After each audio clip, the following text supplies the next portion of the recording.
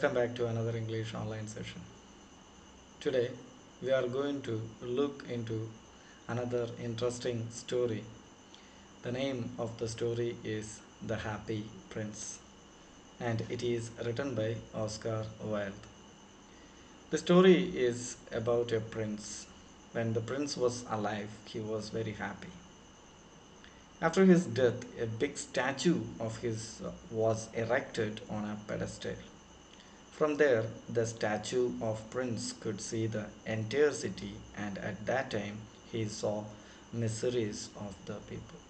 So, as per the reading, when the prince was alive, he led a very satisfying, happy life. He never bothered or never seen his subjects or the people in the kingdom their sufferings. He saw the poor people, the homeless, their hunger and starvation. The prince was sad to see all these miseries, sadness of the people. After the death only, it was said in the story, in the memory of that prince, a statue was placed. So from that, the prince could see each and everything happening in his kingdom. Then only he realized the real condition of his people. Let's see a few points about the writer Oscar Wilde. The full name is Oscar Finkel O'Flaherty Wills Wilde, born on 16 October 1984 and passed away on 30 November 1900, was an Irish poet and playwright. After writing in different forms throughout the 1880s, he became one of the most popular playwrights in London in the early 1890s. He is best remembered for his epigrams and plays, his novel The Picture of Dorian Gray. So these are the few hints about this particular writer. If you are interested, you can read his other short stories. Now let me explain you this particular chapter. The name of the chapter is The Happy Prince. High above the city, on a tall column, stood the statue of the Happy Prince. He was gilded all over with thin leaves of fine gold. For eyes he had two bright sapphires, and large red ruby glowed on his sword hilt. So the first few lines explaining the appearance of the statue. It was gilded. Gilded means to covered with something. Gilded with the gold leaves, pieces of gold sheets, and it is covered. In the place of his eyes, two valuable stones, two sapphires, were placed. And on his sword, the handle, the hilt, sword hilt, on that a red ruby, another valuable stone, is placed. One night there flew over the city a little swallow. So these are the two main characters in the story, the happy prince and a swallow, a little bird. His friends had gone away to Egypt 6 weeks before, but he had stayed behind. Then he decided to go to Egypt too. All day long he flew, and at night time he arrived at the city. So already his friends left to Egypt. He stayed behind for some time. Now he also decided to go to Egypt. So at night time he reached this particular city, decided to rest there. Where shall I put up? He said. I hope the town has made preparations. Then he saw the statue on the tall column. So he was searching for a place to rest. And finally, he found the statue. So he can rest under the statue. I will put up there, he cried. Cried here shouted or saying it louder. It is a fine position with plenty of fresh air, so he alighted just between the feet of the happy prince. Alighted here, descended, just came down to the feet of happy prince and decided to rest there. It is a nice place to take rest. I have a golden bedroom, he said softly to himself as he looked around. And as he prepared to go to sleep, but just as he was putting his head under his wings, a large drop of water fell on him. So he was wondering about the statue. Then he exclaimed that he just got a golden bedroom because he was sitting in between the feet of uh, the happy prince, the statue. Very comfortably he was sitting.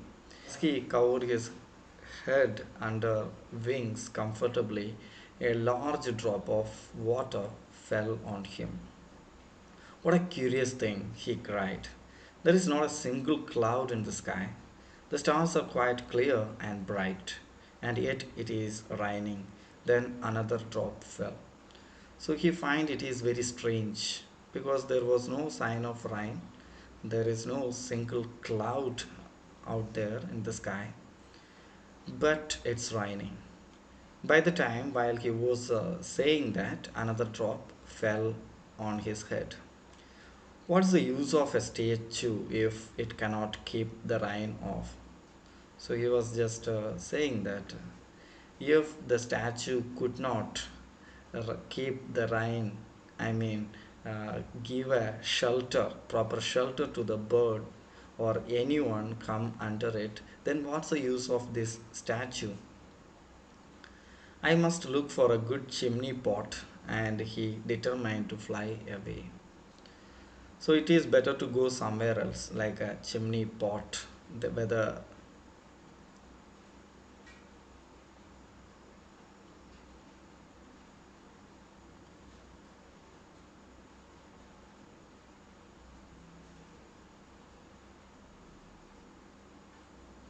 chimney pot that give him a comfortable place to sit, and he decided to fly away from this particular place.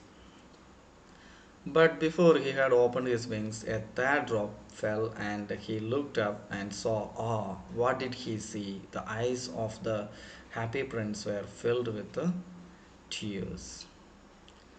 Look at that. When he looked up, when the third drop fell on him, he looked up and he had seen the happy prince was crying. The drops of water are teardrops of happy prince.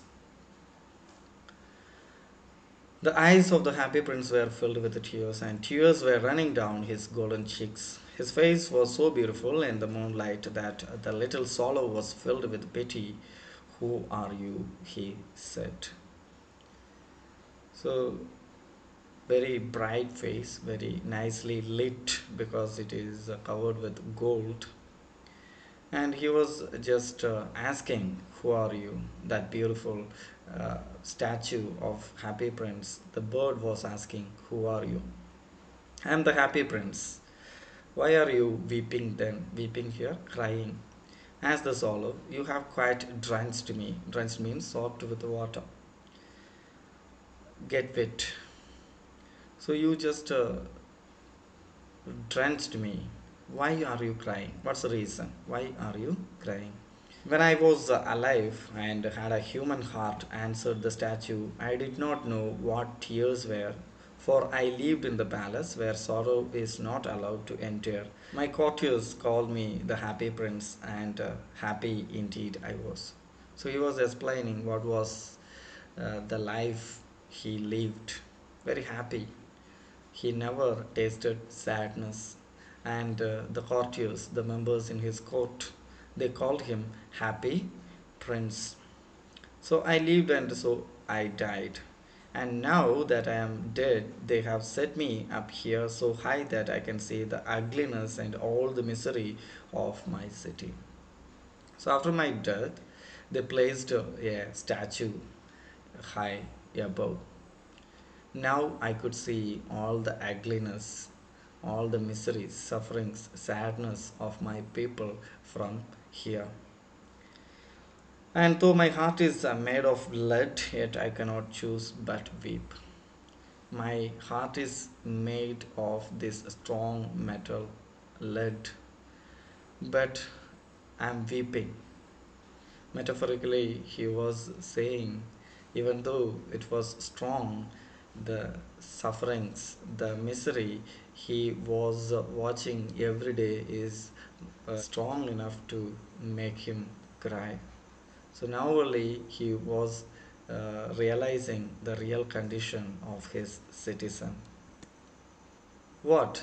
Is he not solid gold? Said the swallow himself. He was too polite to make any personal remarks.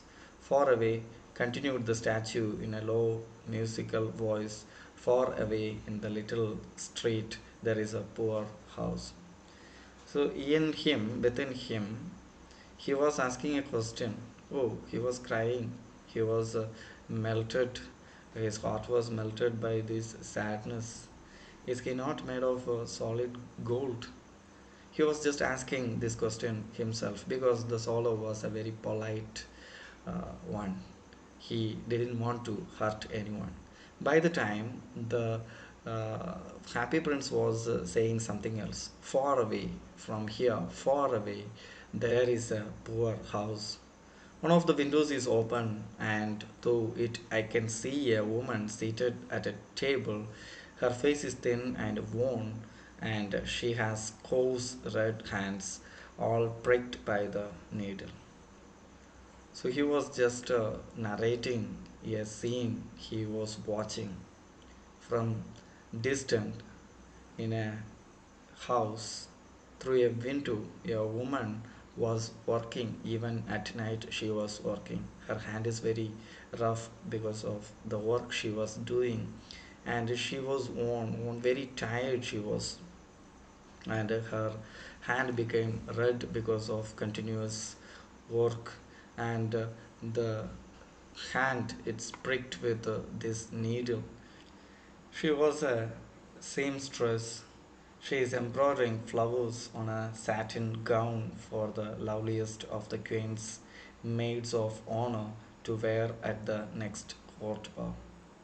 She had an order. She was just preparing a satin gown.